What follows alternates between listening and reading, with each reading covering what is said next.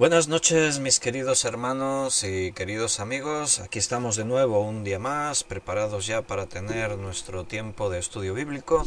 Y como todos los domingos y lunes, desde hace ya 2 semanas, estamos estudiando el libro de Apocalipsis. Y estudiar el libro de Apocalipsis es estudiar los eventos del fin de los tiempos, el fin, la escatología. Esta es una serie escatológica. Escatología tiene que ver con los últimos tiempos, las cosas que han de suceder, como dice en Apocalipsis 1:1. No hemos comenzado a hacer un análisis del libro. Estudiar Apocalipsis, como digo, es eso, es contemplar los eventos del fin, y eso nos llevará a estudiar Apocalipsis, Daniel, Ezequiel, Jeremías y algunos profetas menores, y bueno, ver lo que la Biblia dice acerca de las cosas que han de suceder pronto, dice ahí en el versículo 1, y que todavía no ocurrieron porque muchas profecías bíblicas ya se cumplieron. Pero las referentes al arrebatamiento de la iglesia, a la venida de Cristo, todo eso todavía está por cumplir. Vamos a orar y nos ponemos. Señor, gracias. Venimos delante de ti buscando tu dirección. Estamos agradecidos que tú nos hayas revelado estas cosas. Tu palabra es un alimento para nosotros y es poderosa, Señor. Podemos sentir cómo tu palabra nos cambia. Por eso, Padre, venimos con propósito y dispuestos, abriendo nuestras manos para que tú las llenes. Queremos, Señor, que tú llenes todo nuestro ser con ese poder de tu palabra. Y ayúdanos a entender el mensaje que tú tengas para nosotros esta noche. Te ruego una bendición especial para todos mis hermanos que escuchen este estudio. Gracias, te lo pedimos en el nombre de Jesús. Amén. Y bueno, ya hay un grupo de hermanos conectados, algunos han escrito en el chat en directo. Antes de que nos pongamos con el estudio, déjame solo un minuto ver ahí en el chat. Benito ha saludado, buenas noches a todos mis hermanos. Yalikatu dice, buenas noches, Pastor Víctor y mis hermanos y hermanas, una velada maravillosa. Paola dice, Dios los bendiga, hermanos. No sé si está Nerea también por ahí, pero bueno, un saludo para todas en cualquier caso. Lucía, Nerea, Paola. Isabel Silvas, buenas noches, bendiciones para todos. Qué bien que sean para todos las bendiciones. Y Noemí dice, buenas noches, bendiciones. Noemí, no sabemos si es para todos o no. Bendiciones. No, sí, es broma, ¿eh? Se entiende, solo bromeo. Beatriz dice, buenas noches, querido pastor y queridos hermanos, Dios los bendiga y contentos de escuchar otra vez la voz de Dios. Gracias a Dios por permitirnos estar aquí. Ana Karina también dice buenas noches. Bueno, ella dice buenas tardes porque allí en Ecuador es más prontito. Buenas tardes, Pastor Víctor y hermanos, Dios los bendiga, un fuerte abrazo para todos. Y Rosario ha escrito, Paco Rosario, están ahí, dice buenas noches a todos, muchas bendiciones, que el Señor llene nuestros corazones de amor y nos dé sabiduría necesaria para entender su palabra. Bien, qué bueno que hayáis escrito saludos. Miguel Torres acaba de escribir, Dios lo bendiga, Pastor Víctor y hermanos en Cristo, Dios los bendiga de manera muy especial. Algún hermano por ahí decía contentos de poder escuchar la palabra de Dios. Beatriz creo que fue. Y qué bueno que nos gocemos en la presencia del Señor, como estábamos escuchando esta mañana de domingo en la predicación que hemos podido compartir ahí en la iglesia. Entonces, pues bueno, estamos detenidos ahí varios días en Apocalipsis 1:1. Hemos estado aprendiendo acerca de lo que es Apocalipsis, la revelación de Jesucristo. Y hemos aprendido que Dios tiene todo bajo el control. Ahí dice las cosas que deben suceder pronto. O sea, esto tiene que ocurrir. ¿Por qué? Porque Dios lo ha determinado que así ocurra. Y nos las ha declarado. Se las declaró a Juan y Juan nos las declaró a nosotros al escribir el libro de Apocalipsis. Y ahí estamos hablando de estas cosas que deben suceder pronto. Hemos explicado ese concepto pronto, pero ya hace casi 2000 años que se escribió Apocalipsis. Lo hemos estudiado y hemos estudiado a qué cosas se refiere. Hoy vamos a seguir hablando de eso. El último día, si recordáis, estábamos hablando de la estatua del sueño de Nabucodonosor. Nabucodonosor soñó un sueño y en su sueño vio una estatua. Él no sabía el significado y esto lo perturbaba. Convocó a los adivinos, los magos, los sabios, los videntes de Babilonia, pero nadie le supo decir qué sueño había tenido. Nabucodonosor es consciente de que me pueden engañar, así que no les declaró nada del sueño, sino que si realmente tenéis el poder de interpretarlo, también tenéis que saber qué es lo que he soñado sin que yo os lo diga. Y solo Daniel fue el único que vino ante Nabucodonosor, y no con pretensiones de yo lo sé, sino que no me mires a mí y no veas que yo soy nada especial, no, es Dios, Dios conoce los tiempos. Y Dios le muestra a Daniel, y este se lo revela a Nabucodonosor, los imperios que vendrían después del suyo. La cabeza de oro era Babilonia, Nabucodonosor. El pecho y los brazos de plata era el imperio medo-persa que iba a venir justo después del babilonio. El vientre y los muslos de bronce era el imperio griego que vendría a continuación. Y las piernas de hierro, esto era el imperio romano. Y la parte final de la estatua, los pies, en parte hierro y en parte barro, estaba mezclado, y como dice ahí, en parte es un reino, será un imperio fuerte, pero a la vez frágil, y todo eso ya lo explicamos el último día, así que no lo voy a repetir. Pero ahí nos quedamos con esa imagen de que también en el sueño se vio una gran piedra no cortada con mano de hombre que cayó del cielo y se estrelló contra los pies de barro y hierro y los desmenuzó. Los pies tenían 10 dedos y eso representaba 10 reinos. Y bueno, todo eso ya lo hablamos, aunque a lo largo del estudio de Apocalipsis vamos a volver a recordar cosas de estas y vamos a ampliar ideas. Entonces ahí estábamos. El mundo cristiano siempre ha estado tratando de observar esas coaliciones, una coalición de 10 reinos. Sí, pero no solo 10 reinos. 10 reinos son los que gobiernan y someten al mundo entero. Es una especie de coalición mundial.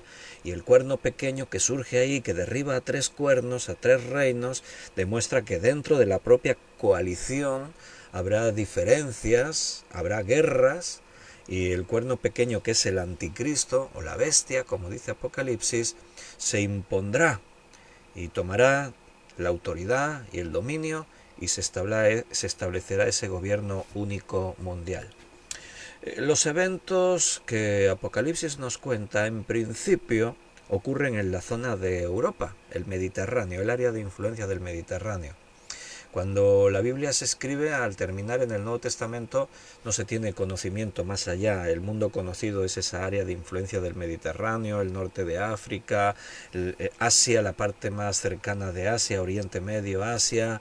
Pero los lugares más lejanos de Asia, como China, Japón y estos lugares, o todo el continente americano, era un misterio, no se sabía, no se conocía en los tiempos de la Biblia.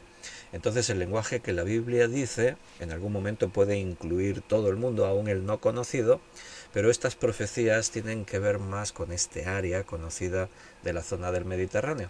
Por eso siempre se ha tratado de ver lo que ocurre en todo esto. Ahora la guerra de Israel y Palestina siempre nos tiene ahí observando a ver qué cosas ocurrirán. La intervención de Rusia, la guerra que se extiende con Irán, Siria, Líbano, Egipto está ahí, es pacífico, de momento con Israel no se mete, en fin, pero todo esto puede tener una trascendencia. En el 1945 termina la Segunda Guerra Mundial. Entonces Europa quedó dividida. Por un lado Rusia, con sus países aliados, se queda en la mitad de Alemania. Berlín queda dividida por la mitad. La otra parte de Alemania, incluido la mitad de Berlín, entra al poder de los aliados, de las tropas aliadas. Entonces Europa queda dividida en esas dos partes. En ese momento, en el 1951, hay 6 naciones que hacen una alianza, y de pronto vemos en Europa que las alianzas no paran, y a partir de esos momentos no paran. Con los tratados de Roma, Alemania, Francia, Italia, Luxemburgo, Bélgica y Holanda hacen unos tratados ahí en Roma, hacen una alianza, se empieza a formar como una especie de grupo dentro de Europa, y todo esto pues va a ir progresando, hasta que en el año 1986 se formaliza el Acta de la Unión Europea. Unos pocos años después, año 1989, cae el muro de Berlín. y en 1992 se formula el Tratado de Maastricht. La Unión Europea va ampliando países. De esos 6 países iniciales, del 1958 al 1972, solo había 6 países, pero en el 1973 se amplía el número. Entra el Reino Unido, Irlanda, Dinamarca y Groenlandia. Y eso está así hasta el 1980. En 1981 entra Grecia y se retira Groenlandia. En 1986 entra España y Portugal. En el 1990 entra Alemania, pero ya como una Alemania unificada después de la caída del muro de Berlín. Y del año 1995 hasta el 2004 entran Austria, Finlandia y Suecia. Y del 2004 al 2006 entra la República Checa, Chipre, Eslovaquia, Eslovenia, Estonia, Hungría, Letonia, Lituania, Malta y Polonia. Y en el 2007 también entró Rumanía y Bulgaria. Bien, hubo un momento en el que el número de los países miembros de la Unión Europea andaba alrededor de 10. Y claro, los cristianos que conocen las profecías ya estaban todos viendo que se estaba formando ahí el gobierno del anticristo, ¿no? Ya se está desarrollando los eventos del fin. Por un lado, porque yo sé que hay hermanos que de verdad aman la venida de Cristo y tenemos ganas de ver ya que Cristo viene. Pero no te olvides que también hay mucha inquietud por descubrir lo misterioso, conocer las profecías. O sea, más allá de amar a Cristo, a algunos les interesa ver y saber, a veces por puro morbo o por superstición o porque quieren ver ahí lo misterioso, ¿no? Sea profecía bíblica o sea profecía de Nostradamus, al final les importa lo de menos. Lo que quieren ver ahí cosas y tener revelaciones y cosas así. Bien, los 10 se superaron. Actualmente creo que somos 26 o 27 miembros en la Unión Europea, porque alguno como el Reino Unido salió hace poco. Y bueno, fue Daniel quien profetizó que el último gobierno mundial sería un gobierno de 10 naciones que surgiría en Europa. Entonces, ahí estamos esperando, ¿no? Pero más allá de ver formarse ese gobierno, tenemos que fijarnos en otros detalles. Porque cuando dice ahí las cosas que han de suceder pronto, ¿a qué se refiere? Hay un orden. La profecía tiene un orden para marcar estos eventos del fin. Y dentro de ese orden tenemos que saber cuáles van primero, acontecimientos que van primeros y cuáles van a ir sucediendo a continuación. Mira, cuando Pablo le escribía a los tesalonicenses, les escribe 2 cartas, ¿verdad? Primera carta y segunda carta a los tesalonicenses. Entonces, la primera carta a los tesalonicenses, el apóstol Pablo habló acerca de la venida del Señor. Él les escribe la carta y en 1 Tesalonicenses 4:13, él les dijo: tampoco queremos, hermanos, que ignoréis acerca de los que duermen, para que no os entristezcáis como los otros que no tienen esperanza. Porque si creemos que Cristo murió y resucitó, así también traerá a Dios con Jesús a los que durmieron en él. O sea, habrá un día de la resurrección. Cristo vendrá y los que ya durmieron resucitarán. Él vendrá a buscarnos. Por lo cual os decimos esto en palabra del Señor, que nosotros que vivimos, que habremos quedado hasta la venida del Señor, no precederemos a los que durmieron. Porque el Señor mismo, con voz de mando, con voz de arcángel y con trompeta de Dios, descenderá del cielo, y los muertos en Cristo resucitarán primero. Luego todos nosotros, los que vivimos, los que hayamos quedado, seremos arrebatados juntamente con ellos en las nubes para recibir el Señor en el aire. Así estaremos siempre con el Señor. Por tanto, alentaos los unos a los otros con estas palabras. Y en el capítulo 5... Pablo continuó explicándoles acerca de ese día de la venida de Cristo. Pablo les decía: pero acerca de los tiempos y de las ocasiones no tenéis necesidad, hermanos, de que yo os escriba, porque vosotros sabéis perfectamente que el día del Señor vendrá así como ladrón en la noche. Entonces Pablo habló así de todas estas cosas. ¿Qué ocurrió? Los tesalonicenses quedaron con una gran expectativa de que Cristo viene ya, así como ladrón en la noche, cuando menos nos lo esperamos. Y esto parece que dio lugar a que muchos creyentes pues se empezaron a desentender de obligaciones, de cosas que se tienen que hacer en la vida.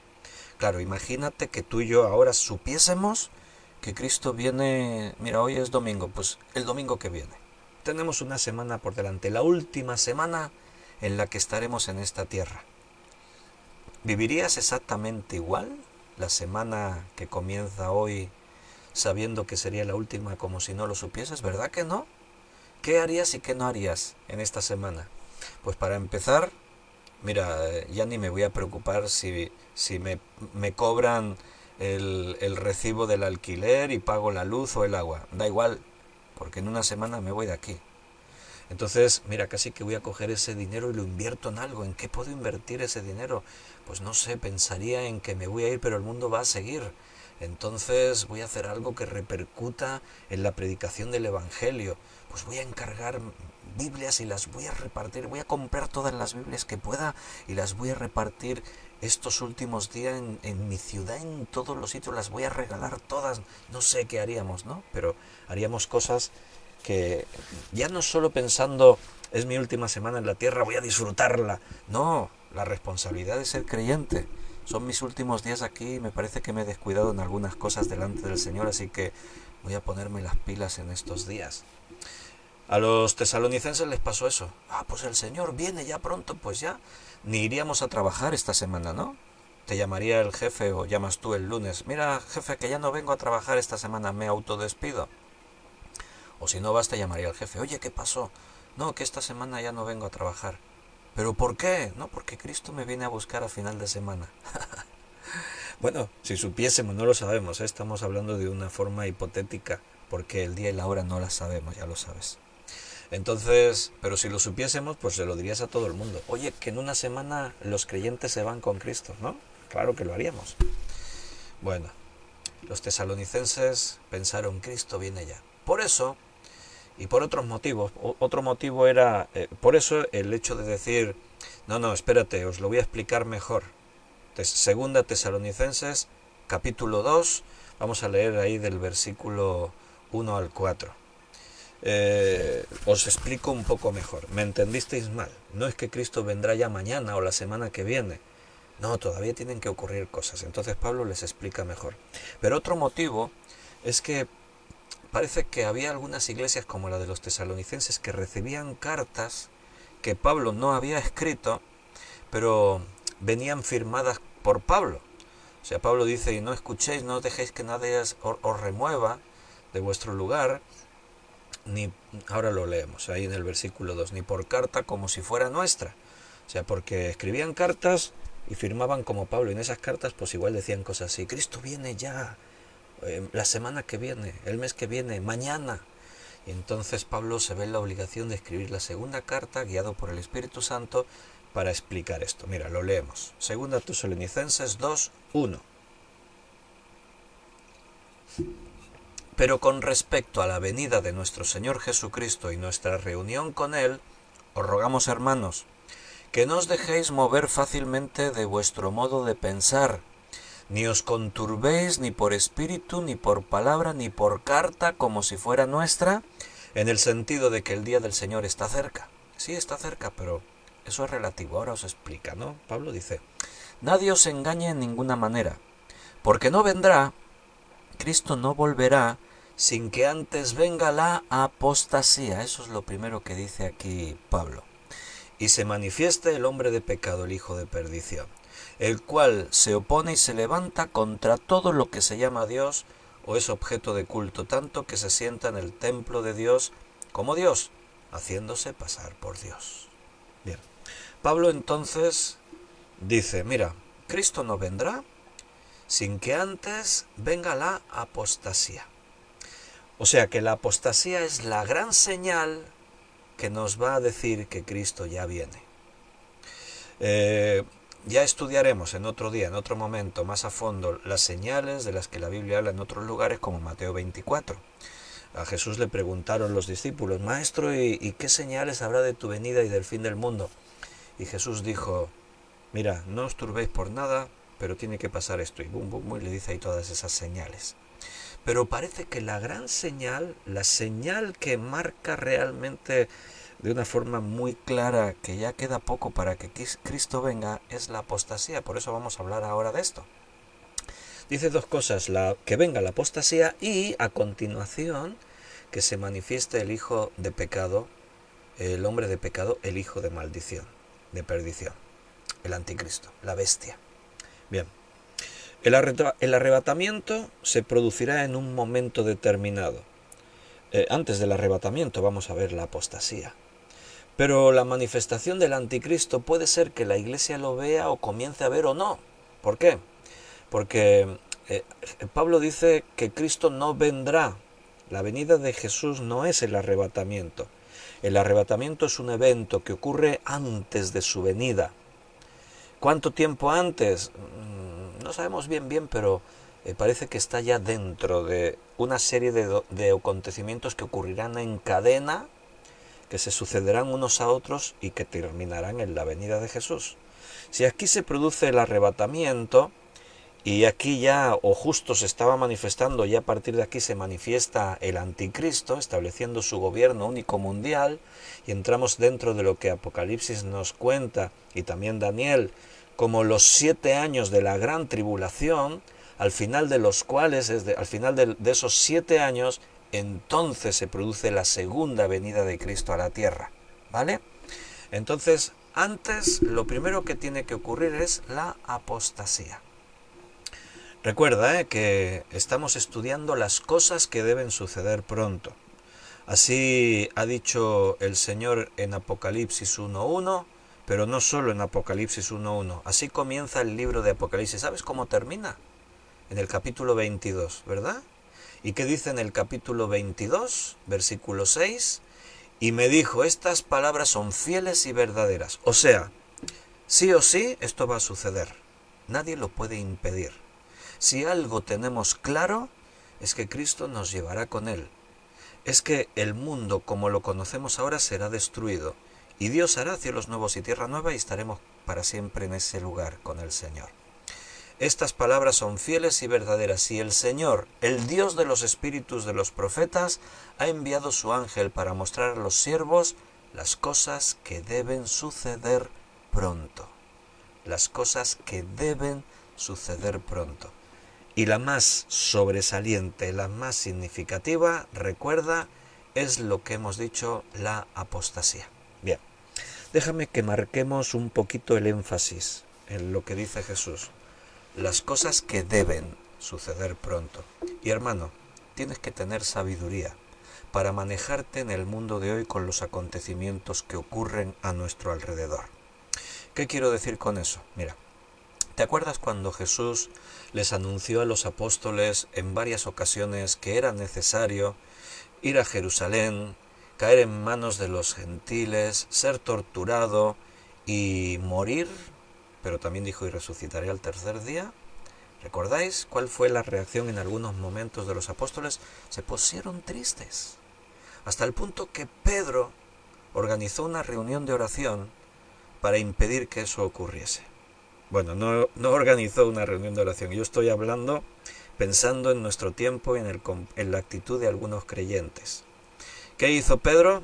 Señor, no permitas que eso te acontezca. ¿Y cuál fue la reacción de Jesús? Vaya, un tanto dura, ¿verdad? Apártate de mí, Satanás. Me eres de tropiezo. ¿Por qué le habló Jesús así a Pedro? Porque Jesús no ha dicho, mira, tenemos un problema, ¿qué hacemos con este problema? No. Jesús dijo, es necesario que esto ocurra. Lo que hace Jesús es anunciarles lo que va a ocurrir, sí o sí va a ocurrir eso. Entonces, si Jesús les acaba de decir, es necesario que esto ocurra, no es para que ellos intenten impedir que ocurra. Dios es el que decide las cosas que tienen que ocurrir. Las cosas que deben suceder pronto. O sea, estas cosas que Apocalipsis nos cuenta, las señales de las que habló Jesús, todo esto debe de ocurrir. Entonces tenemos que ser sabios, porque la pregunta sería, ¿podemos orar para que ciertas cosas no ocurran? Según qué cosas sí, pero si estamos hablando de lo que Dios dijo que va a ocurrir, no ores por eso, porque el Señor ha dicho que va a ocurrir. Sería eso. Pedro, hermanos, ahí toma Pedro la iniciativa. Vamos a hacer oración y ayuno para que a Jesús no lo maten. Sería una forma lógica de pensar, ¿no? Aún desde la propia lógica cristiana. Si Dios me revela que alguien cercano a mí, que uno de vosotros va a sufrir una tragedia, le va a pasar algo, ay, yo me pongo a orar, Señor, por favor, no permitas que eso ocurra. Pero si Dios me dice, va a ocurrir, tiene que ocurrir, entonces mi oración va a ser distinta.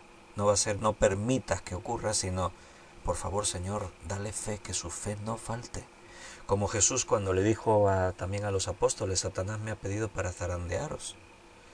Señor, ¿y le has dado permiso? No dice así, pero yo me imagino a los apóstoles como diciendo, y no le habrás dado permiso. Pero ¿qué dijo Jesús? Jesús da por sentado que sí les dio permiso. Y dijo, y he rogado por ti que tu fe no falte. Mi oración será distinta cuando contemplo las cosas que ocurren en el mundo y sé que esto tiene que ocurrir.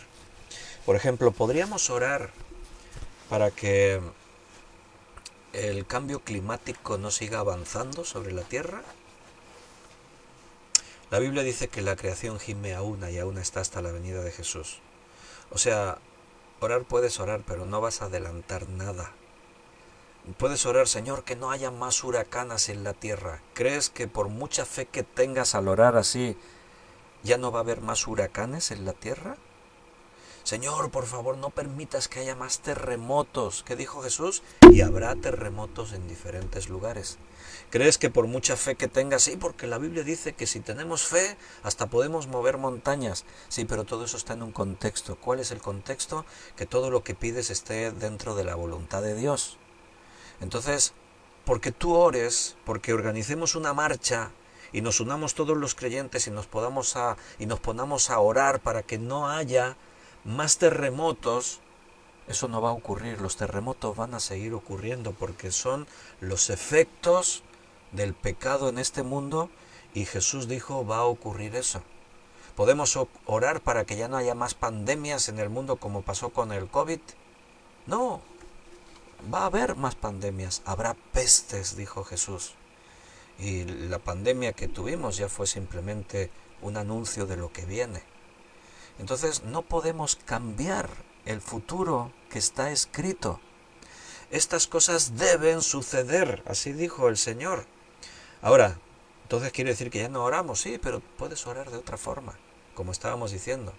Señor, te ruego que ante las catástrofes que vengan, si vienen guerras, si vienen terremotos, si vienen huracanes, si vienen las tragedias que vengan en forma del cambio climático, de las amenazas de guerra, del terrorismo, de las enfermedades, de lo que sea, Señor, ayúdanos a entender los tiempos. Ayúdanos a tener claridad y poder ver más allá de la tragedia, de entender que todas las cosas están bajo tu control.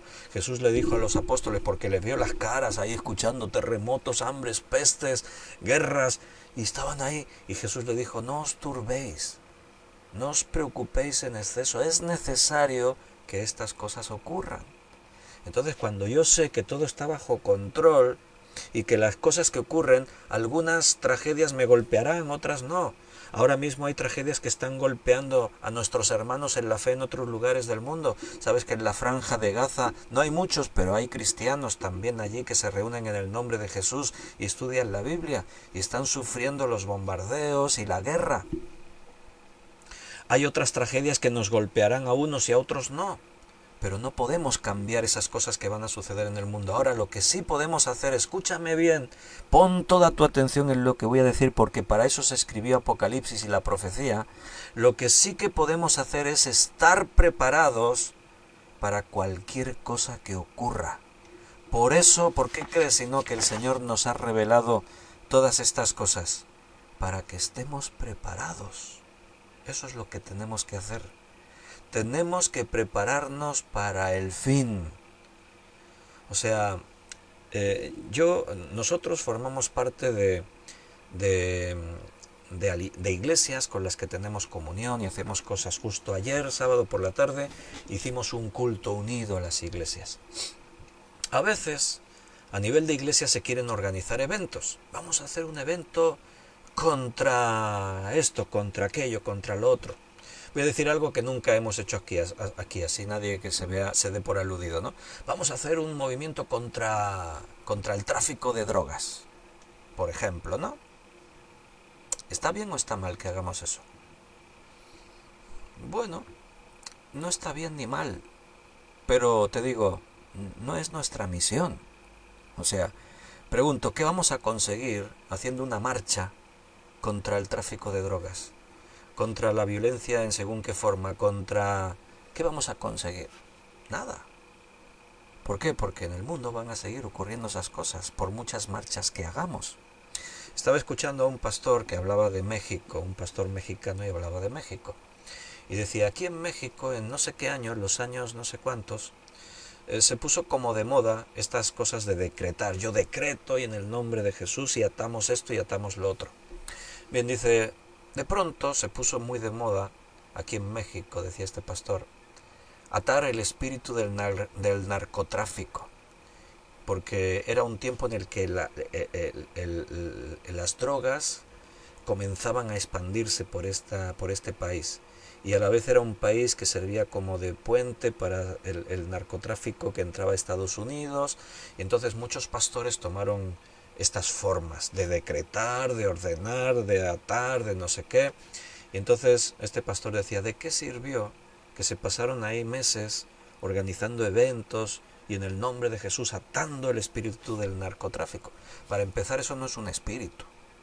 O sea, los espíritus inmundos son espíritus, pero el narcotráfico es una forma en la que el pecado se manifiesta en este mundo. ¿De qué hay detrás del narcotráfico? La codicia del dinero. Es la raíz de todos los males, el amor al dinero. Entonces este pastor hacía una reflexión, ¿de qué sirvió atar tanto al narcotráfico si desde ese momento hasta nuestros días el narcotráfico no ha parado de crecer y de aumentar y de destruir? O sea, por mucho que ates y por mucho que decretes y por muchas cosas que hagas, hay cosas que van a seguir ocurriendo. ¿Crees que si nos ponemos a orar para que toda la perversidad sexual se detenga y ya no continúe, crees que va a cambiar algo? No. Ora por tus hijos, para que estén protegidos contra esa perversidad. Ora por ti, para que tú no te atrapes en eso. Ora por tu iglesia. Pero no podemos cambiar la corriente que este mundo lleva. Entonces, nuestra misión no es ponernos a organizar marchas y eventos contra esto y contra aquello. Vamos a hacer marchas, vamos a hacer eventos, pero ¿para qué? Para predicar a Jesucristo. Porque si algo puede producir algún cambio en este mundo es la predicación del Evangelio. Eso es lo único que podemos y debemos hacer. Y no es poca cosa, es lo que Dios nos ha encargado que hagamos.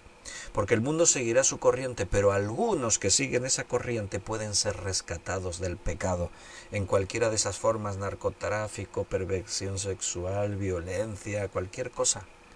Pero solo predicando la palabra. Esa es nuestra misión.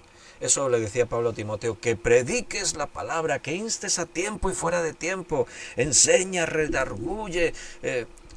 Eso es lo que tenemos que hacer. En las otras cosas no. Por eso, hermanos, se nos revelan estas cosas. Por eso está Apocalipsis en la Biblia y las profecías. La revelación de Jesucristo para que sepamos las cosas que tienen que suceder pronto. Cuando yo ya sé que esas cosas van a ocurrir, yo ya no me voy a oponer a que eso ocurra, porque, mira, a nadie le gusta que ocurra eso, pero es que va a ocurrir. Y no está descontrolado. Dios frena, Dios permite, Dios pone límites al diablo, y las cosas van a ocurrir como tienen que ocurrir. Entonces, cuando Pablo les escribe a los tesalonicenses, les dice eso. Y mira el versículo 2, que notable, ¿no? Que no os dejéis mover fácilmente de vuestro modo de pensar. O sea, la Biblia te da una nueva forma de pensar. Romanos 12:2.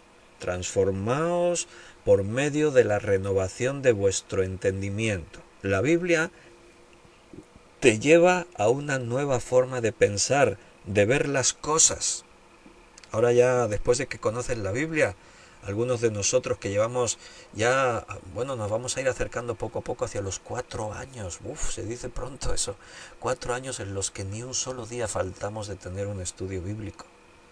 Bueno, los que lleváis así tanto tiempo, cada día, cada día, cada día, no sé si sois conscientes, pero no sois los mismos de tiempo atrás. Vuestra manera de pensar ha cambiado, vuestra manera de observar y ver las cosas ha cambiado. Ahora sois creyentes mucho más maduros. Porque ese es el poder de la palabra de Dios actuando en nosotros.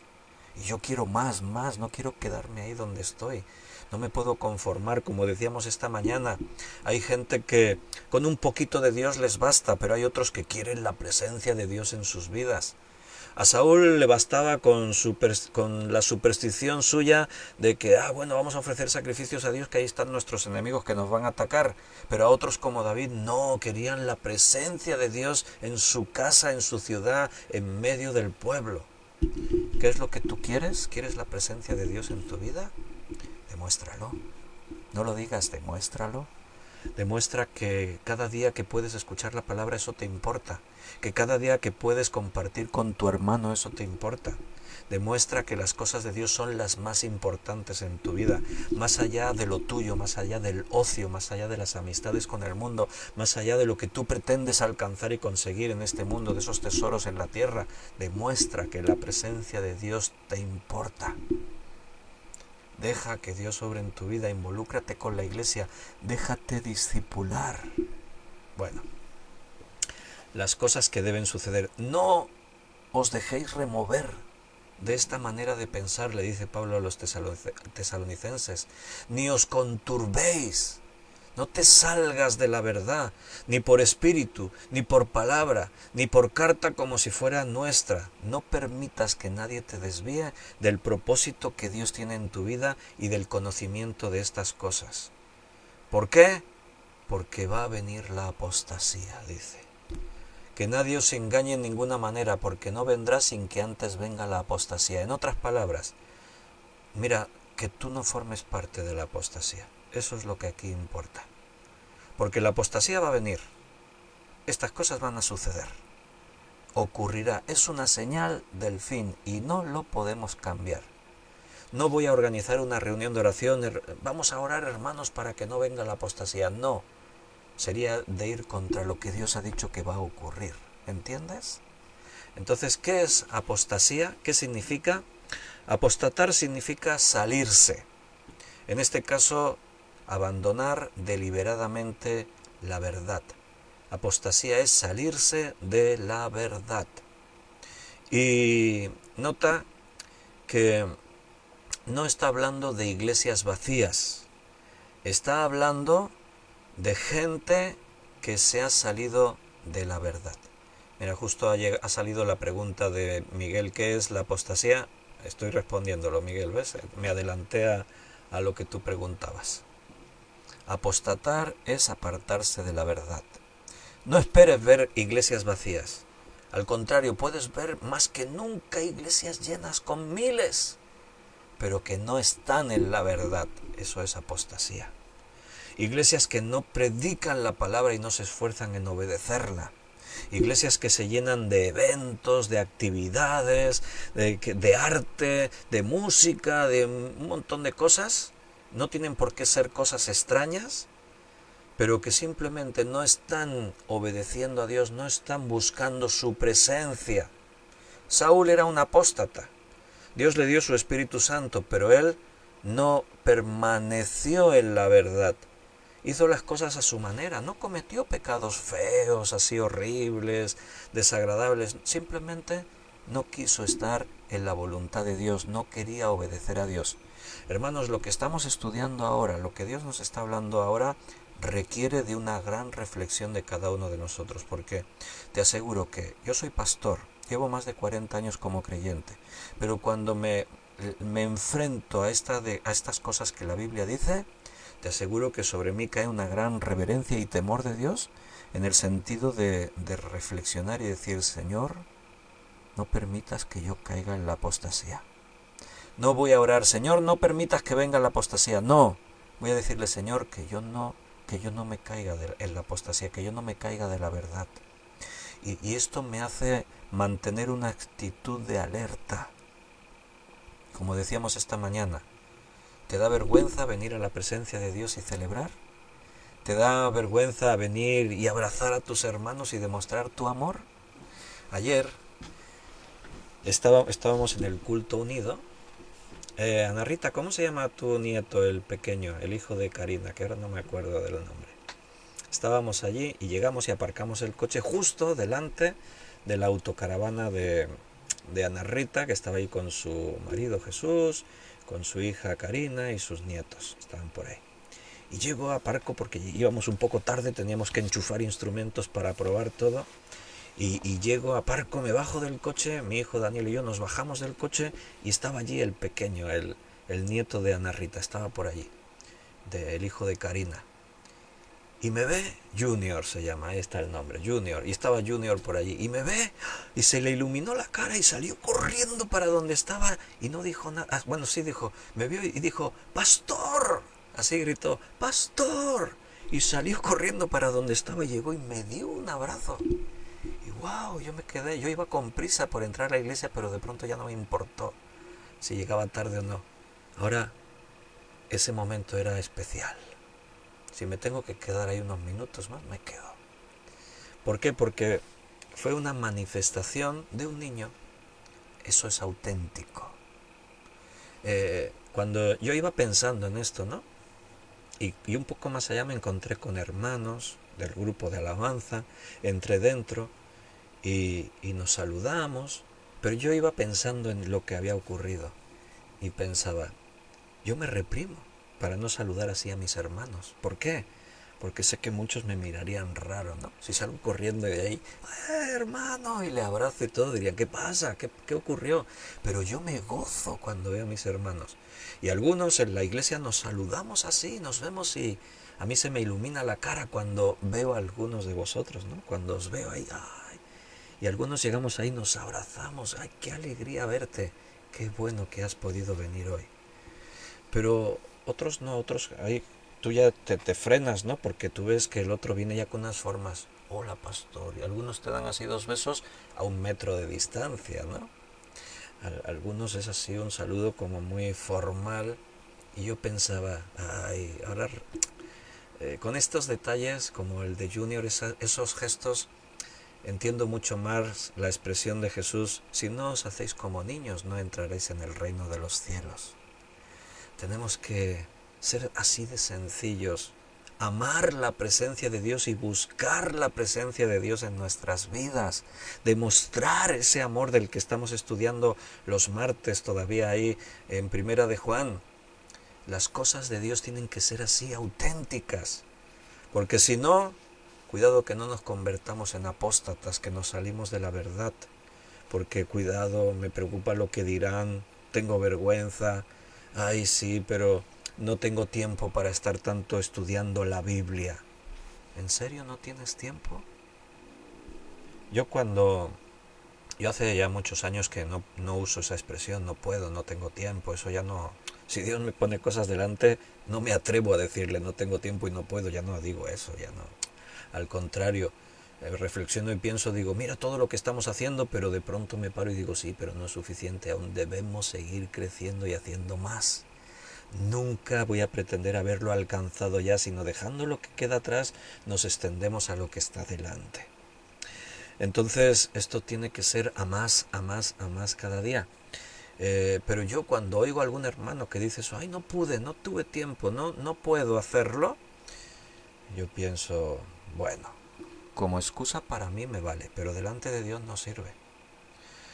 Porque además que lo demostramos, los que somos padres, ¿qué pasa si de pronto, qué pasa cuando tu hijo se pone enfermo?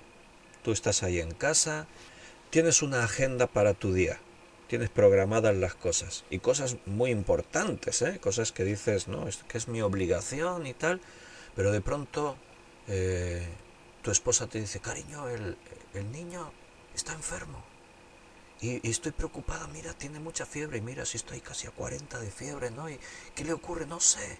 ¿Qué haces? ¿Qué hacéis vosotros? coges a tu hijo y te vas corriendo para urgencias. Sabes que en urgencias te puedes estar ahí 1, 2, 3 horas y no sabes cuándo entras, no sabes cuánto vas a salir. Pero algún padre de los que estáis aquí alguna vez os pasó eso y dijisteis, ay, pero no tengo tiempo de llevar a mi hijo al doctor. Es que tengo obligaciones, tengo mi agenda ya programada.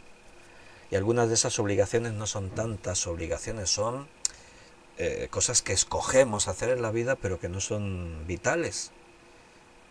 Cosas que nosotros escogemos, ¿no? Para sentirnos mejor físicamente, para entretenernos en cosas, etcétera, etcétera. ¿Verdad que si te encuentras en esa situación, dejas todo lo que tenías que hacer y llevas a tu hijo al médico? ¿Por qué? Pregunto. ¿Por qué ocurre eso?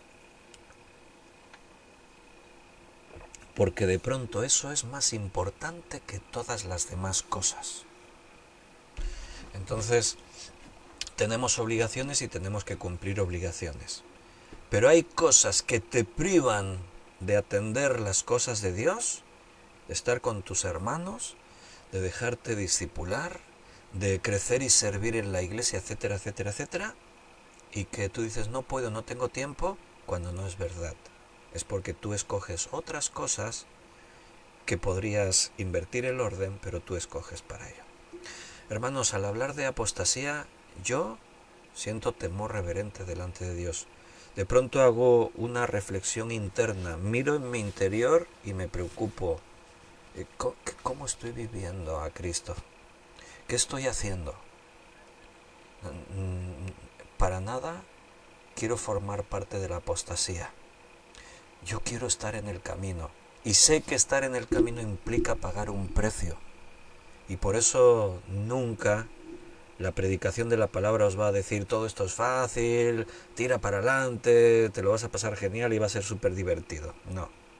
El Señor dice que va a ser difícil. El que persevere hasta el fin será salvo. La Biblia nos habla de una lucha, de una carrera. Hay que renunciar a cosas para correr la carrera. O sea, permanecer en la verdad va a ser difícil. Por eso la Biblia muestra como señal de los últimos tiempos la apostasía. Y fíjate también en un detalle. ¿Cómo dice ahí? ¿No vendrá sin que antes venga qué? ¿Un tiempo de apostasía? No, dice la apostasía. O sea, la menciona de una forma singular. O sea, no dice una apostasía, sino la apostasía. Está hablando con nombre propio. Es la gran deserción de gente que deja la verdad de los últimos tiempos. Es una señal inequívoca de que Cristo ya viene pronto. Y hermanos, la pregunta sería, ¿estamos en la apostasía? Y yo ni te voy a responder, solo te voy a decir, mira a tu alrededor. Mira la iglesia cómo está. Mira al mundo cómo está. El otro día al salir del seminario bíblico de fe, como mencioné que íbamos a hablar de la apostasía hoy, mi hijo me dijo, oye, explícame, no me des el estudio ahora, pero explícame brevemente qué es eso de la apostasía. Y yo le expliqué así brevemente lo que es eso de la apostasía, ¿no? Y claro, yo le traté de explicar, pero apostasía no es... Yo le dije, mira, hemos estado en el seminario estudiando la Biblia hoy, ¿no? ¿Cuántos éramos? Pocos. Bueno, Valls, le dije, ¿cuántos habitantes tiene esta ciudad de Valls? Cerca de 30.000. ¿Cuántos cristianos verdaderos crees que hay en Valls? Él me dijo, sumando las dos iglesias no habemos más de 150.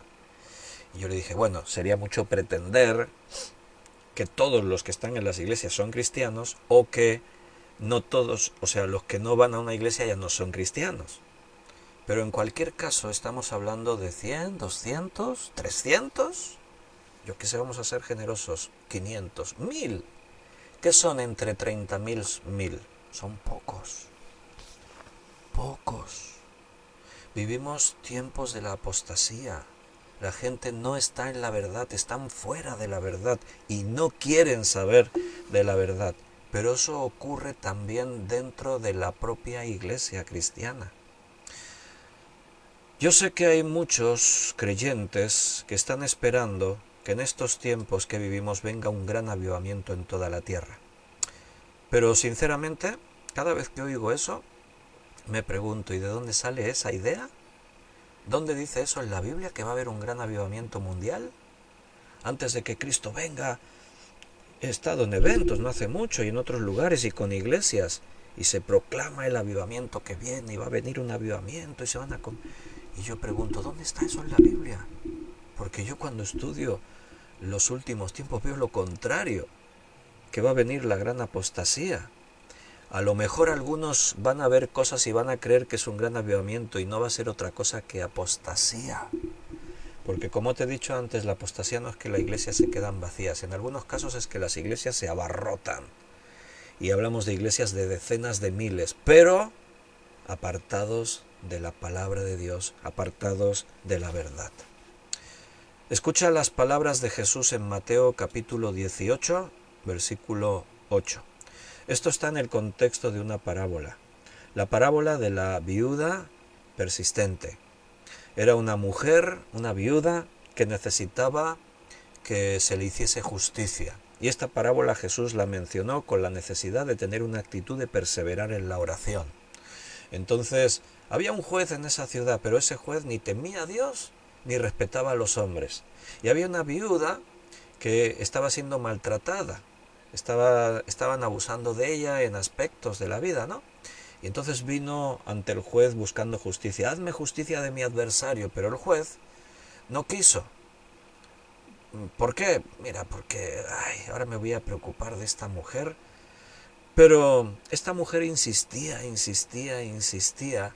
y su insistencia le llevó a que al final el juez dijo, mira, ni temo a Dios ni respeto a hombres, sin embargo, porque esta mujer al final ya me está molestando, ¿sabes qué? Le voy a hacer justicia.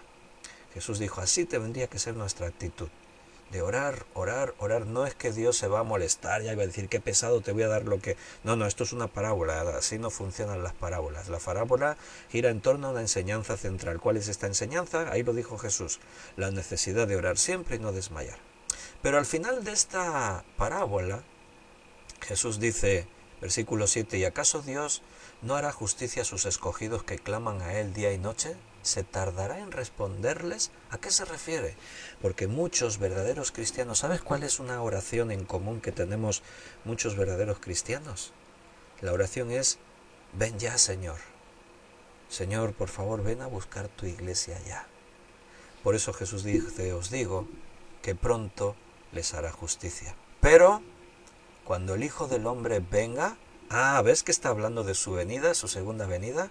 ¿Ves que está haciendo referencia a los que claman a Él de día y de noche, los justos? Bueno, pero ahí nos lleva a una reflexión Jesús. Pero cuando venga el Hijo del Hombre, ¿hallará fe en la tierra? ¿Qué entiendes por esta pregunta que Jesús hace? ¿Hallará fe en la tierra? Te lo voy a leer en otra versión, con un lenguaje más actual para que entendamos quizás mejor. Pero cuando el Hijo del Hombre venga a la tierra, ¿encontrará aquí gente que crea en Él? Eso es lo que ahí se está planteando. O sea, ¿qué es lo que Jesús dice? Pues está diciendo que cuando Él venga a la tierra, su segunda venida, va a haber poca gente que cree en Él. Va a haber pocos que tengan fe auténtica, verdadera, genuina. Hermanos, vuelvo a decirte, esto me lleva a mí a una profunda reflexión.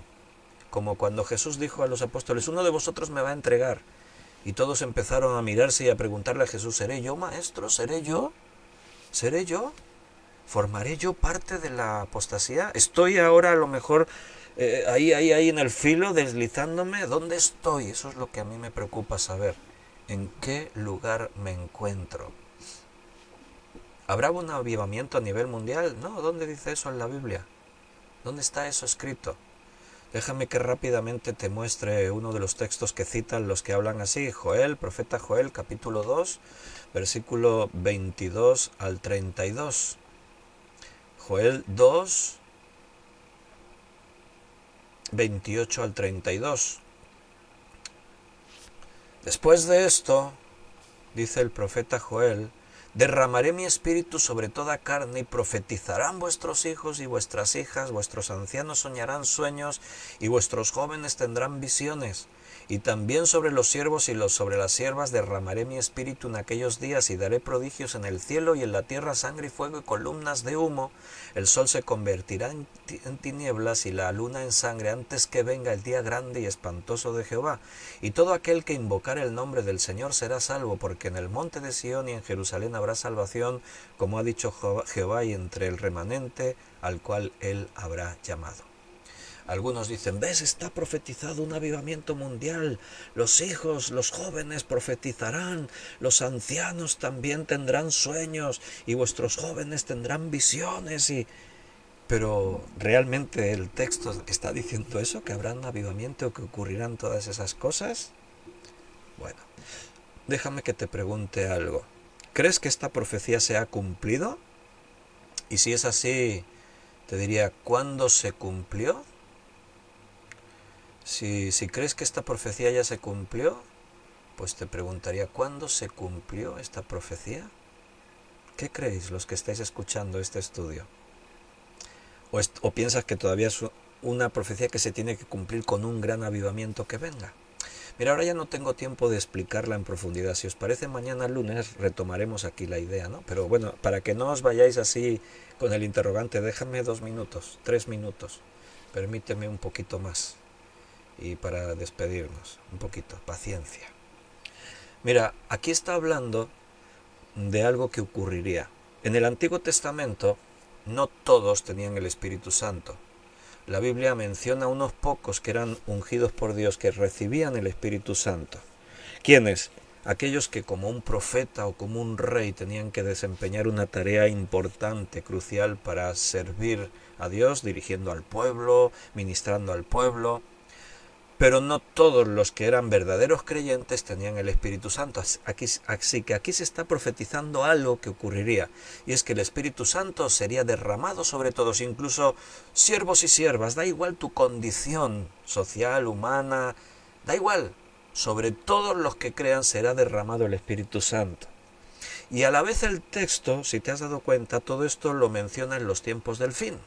Porque menciona ya en las cosas que va a ocurrir antes de que Cristo venga. Y está hablando de la restauración de Israel, cuando en los tiempos del fin muchos judíos se den cuenta del error de haber rechazado a Jesucristo y crean en Él como su Salvador.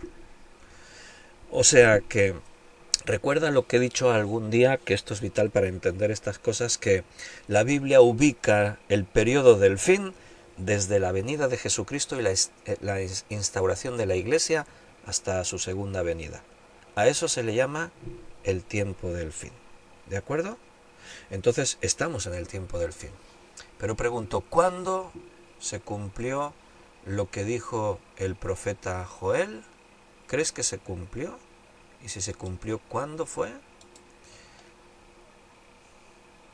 Mira lo que dijo Pedro en su primer discurso en el día de Pentecostés. Hechos capítulo 2. Hechos 2. Pedro poniéndose en pie con los 11, versículo 14 estoy leyendo, Hechos 2, 14.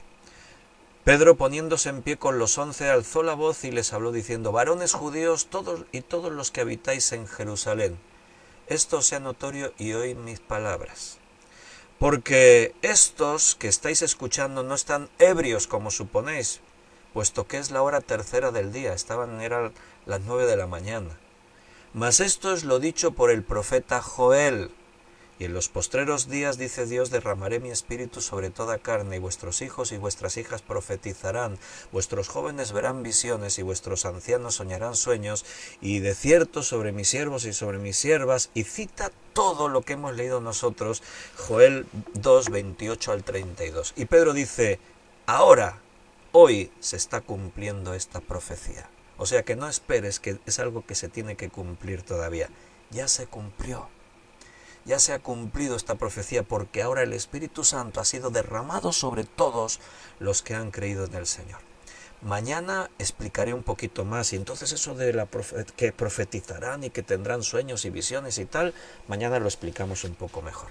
Déjame que Cristian dice aquí en el chat en directo, Cristian Cruz, Pastor, buenas tardes. Entiendo que la apostasía es evidenciable ante la verdad de la palabra de Dios. También tenemos en la actualidad el pragmatismo arraigados en las iglesias. Entonces, ¿qué actitud deberíamos tomar ante eso? Bueno, pues mira, nos vamos a despedir respondiendo a esa pregunta. La iglesia hoy en día, pragmatismo, hay muchas iglesias que el humanismo se infiltra y los otros extremos. Después están los otros extremos de que todos se buscan manifestaciones sobrenaturales. Mira, todo lo que sea salirse de la palabra de Dios lo tenemos que desechar. Se habla de que hay que contextualizar la Biblia, o sea, la iglesia se tiene que adaptar al mundo en el que vivimos. Tenemos que modernizarnos. Mira, Jesús dijo, todas las cosas pasarán, pero mi palabra no pasará. Jesús dijo que no nos debíamos remover de ese lugar. La Biblia es la única que tiene que marcar el rumbo en el que vivimos. Entonces, ¿qué actitud deberíamos tomar ante eso? Tenemos que ser valientes y ser fieles a seguir lo que la Biblia, la palabra de Dios dice. Puede ser que estás en una iglesia, cualquiera de los que estamos aquí, en la que te das cuenta que se están torciendo, se están saliendo de la verdad. Bueno, lucha para que eso no ocurra. Y si esa iglesia decide salirse de la verdad, tú no te salgas. O sea, tienes que ser valiente. Muchos apostatarán de la fe, dice la Biblia. Mañana, siguiendo con esta serie, vamos a retomar ahí porque nos quedan cosas que decir. Pero, hermanos, tenemos que seguir firmes en la verdad. El que persevere en estas cosas va a vencer. Os dejo, mientras me despido de vosotros, os comparto pantalla de muchos de los vídeos que vas a encontrar en YouTube y en otras plataformas acerca de esas otras cosas que pasan en el mundo y que también son apostasía. Y si habéis visto la imagen, se ve un auditorio inmenso donde caben varias decenas de miles de personas. ¿Y qué ocurre en estos lugares? Mira, la Biblia es una excusa. Se utiliza la Biblia como, cito un versículo fuera de contexto y aquí y allá, pero lo único que se busca es lo sobrenatural.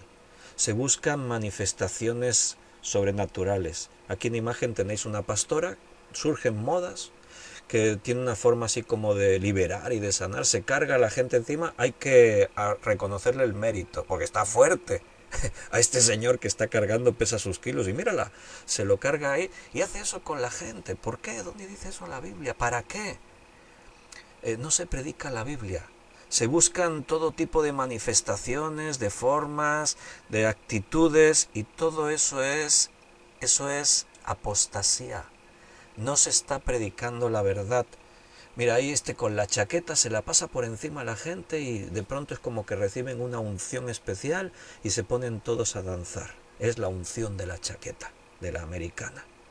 Y ahí entran en una especie de danzas así histéricas y todo porque les pasó su americana, la americana del pastor por encima. ¿Dónde dice eso en la Biblia?